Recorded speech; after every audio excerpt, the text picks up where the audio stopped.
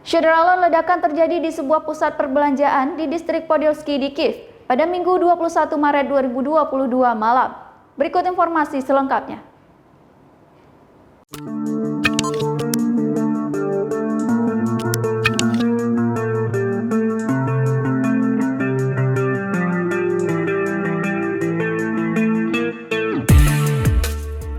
Syederalon ledakan terjadi di dekat sebuah pusat perbelanjaan di distrik Podilsky di Kiev pada Minggu 21 Maret 2022 malam.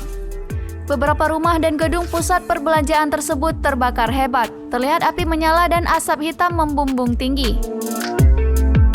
Layanan darurat negara Ukraina mengatakan dalam pembaruan di akun Telegram resminya bahwa mereka menerima telepon pada pukul 22.48 malam. Laporan itu menyebutkan kebakaran telah terjadi di beberapa rumah dan lantai di sebuah pusat perbelanjaan. Tak hanya di ledakan, pasukan militer Rusia juga menembaki pusat perbelanjaan tersebut. Hingga malam tadi, tim penyelamat masih berjuang untuk mengendalikan kobaran api di distrik Podilsky di ibu kota Ukraina, Kiev. Wali kota Kiev, Vitali Klitschko, menguatkan laporan tersebut dengan mengatakan beberapa ledakan terdengar di Podilsky. Klitschko mengatakan serangan itu merenggut satu korban, tetapi informasi masih diklarifikasi. Pemboman tersebut diiringi ultimatum Rusia agar Ukraina menyerahkan kota Mariupol.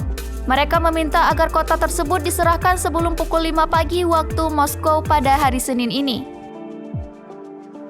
Akan tetapi permintaan itu langsung ditolak oleh Ukraina. Wakil Perdana Menteri Ukraina Irina Vereshchuk menyebut Rusia buang-buang waktu untuk permintaan tersebut. Setelah menegaskan penolakannya, Ukraina mendesak Rusia agar membuka koridor kemanusiaan.